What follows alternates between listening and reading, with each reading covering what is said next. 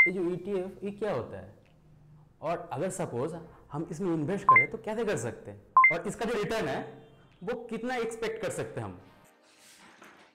हाय। तो I hope आपके दिमाग में भी कुछ इस तरह के सवालात हैं, तो आप बने रहें इस वीडियो के साथ and I will try to clear them all. तो आज हम टोटल 4 पॉइंट के बारे में बात करेंगे, जिसके बाद आई होप आपके सारे डाउट क्लियर हो जाएंगे। तो सबसे पहला पॉइंट आता है, व्हाट इज ETF। ETF मतलब exchange traded fund. ETF basically एक इन्वेस्टमेंट होता है which is listed on exchange and हम उसको बाकी स्टॉक के जैसे खरीद या बेच सकते हैं ड्यूरिंग मार्केट आवर। तो ETF का अगर मैं आपको कुछ एग्जाम्पल बताऊं तो सबसे पहले हम निफ्टी 20 के बारे में बात कर लेते हैं। निफ्टी 20 क्या होता है, वो निफ्टी 50 के जो टोटल कंपनीज है उनको वो रेप्लिकेट करते हुए चलता है या फिर उनको वो फॉलो करते हुए चलता है। एंड अगर हम बैंक 20 के बारे में बात करें जो कि और एक ETF है, वो आपका बैंकिंग सेक्टर या फिर बैंक निफ्टी को फॉलो करते हुए चलता है। एंड इस तरीके से हम और एक एग्जांपल ले सकते हैं जो कि गोल्ड बीज होता है। गोल्ड बीज आपका गोल्ड को फॉलो करते हुए चलता है। ये उस तरीके का फंड है जो कि आपका एक्सचेंज में ट्रेड कर सकते हैं हम इसको। सेकेंड पॉइंट आता है, why ETF is better than mutual fund. ETF is sold and bought anytime during the market hour.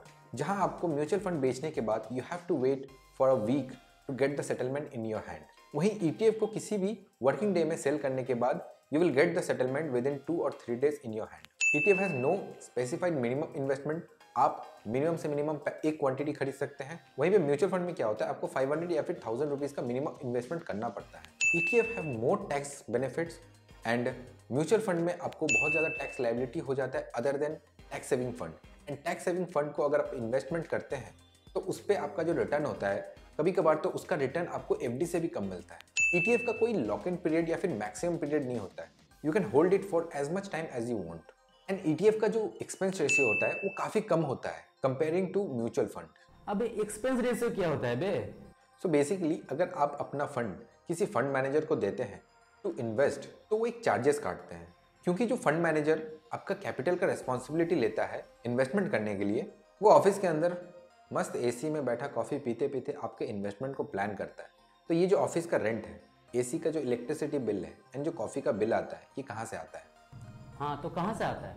यही तो एक्सपेंस रेशियो से आता है। तो बात करते हैं रिटर्न्स के बारे में। तो निफ्टी 20 को हम रेफरेंस के तौर पर लेंगे जो कि एक ETF है। तो पिछले एक साल में इसने 3.25% का रिटर्न दिया है और 3 साल का CAGR आपका 16% के आसपास मिला है। और अगर हम पिछले 5 साल के बारे में बात करें तो निफ्टी 20 ने 13% का CAGR दिया है। तो ऑन एन एवरेज हम इस पे एक्सपेक्टेशन रख सकते हैं कि ये 10 से 12% का रिटर्न हमें निकाल कर देगा। अब एक मेजर सवाल, हाउ टू इन्वेस्ट। तो एकदम सिंपल सा है, आपको आपके डीमैट में जाना है, वहाँ पे जाके आपको सिंपली सर्च करना है निफ्टी 20 एंड वहाँ जाके आपको आपके हिसाब से क्वांटिटी बाई कर लेना है। क्या बात कर रहा है भाई, इतना सिंपल है? बिल्कुल simple like that. So how do I prefer to invest. अगर कोई भी वीकली कैंडल रेड बनाता है निफ्टी पे तो मैं उस पर कुछ ना कुछ इन्वेस्टमेंट कर देता हूँ एंड वो जितना भी नीचे आता है मैं हर एक वीकली रेड कैंडल पे उसको एवरेज करता हूँ। आई नो आपने बहुत बार ये सुना होगा, बहुत किसी से ये सुना होगा कि मार्केट में हमें एवरेज नहीं करना चाहिए, वो हमारा बहुत बड़ा दुश्मन है। बट एक बात सोचो, क्या निफ्टी कभी जीरो होगा? हाँ, शॉर्ट टर्म में ये फॉल कर सकता है बट लॉन्ग टर्म में ये डिफॉल्ट नहीं करेगा। और इसके फंडामेंटल के बारे में सोचना ही नहीं है क्योंकि वो कभी वीक नहीं हो सकता।